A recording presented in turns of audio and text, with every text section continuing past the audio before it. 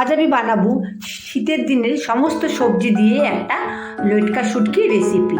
তো শুটকি মাছটাকে আমি ভালো করে ধুয়ে বেছে একদম সিদ্ধ করে নিয়ে নিচ্ছি হলো মিষ্টি কুমড়ো ডাঁটা, কোয়াশ, শিম, আলু আর ফুলকপির ডাঁটা নিয়ে নিচ্ছি, পেঁয়াজ আর শুটকিটাকে সেদ্ধ করে নিয়েছি আমি।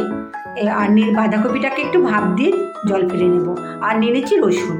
ব্যাস, এবার হলুদ আর লবণ দিয়ে আমি শুটকিটাকে ভালো করে মেখে কড়াইতে সরষের তেল গরম করে লাল লাল করে ভেজে নেব। আর ভেতরে কাটা থাকবে না, একদম পুরো ঝরঝরা করে নেব শুটকিটাকে। আর এদিকে বেটে নিয়েছি পেঁয়াজ আর রসুন। তো শুটকিটাকে আমি লাল লাল করে ভেজে নিলাম, ভেজে তুলে রেখে দেব।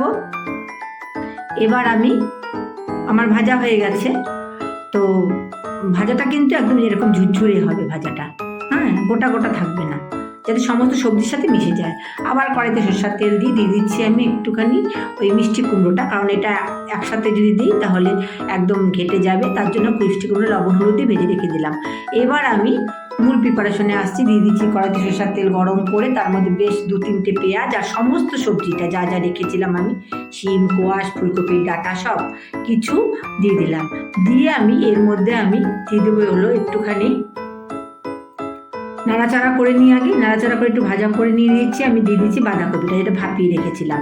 তারপরে দিয়ে দেবো 2 চামচ লবণ আর 1 চামচ হলুদ। ব্যাস, এবার হলুদ একটু কম হয়েছিল, আর একটু দিলাম।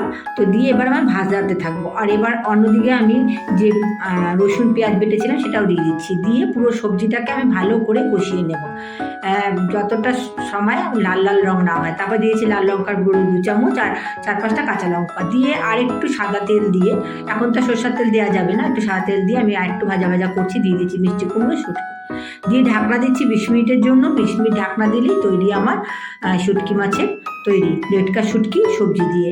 অসাধারণ হয় খেতে। কেমন লাগলো? ভালো লাগলে লাইক শেয়ার করবেন। Thank you for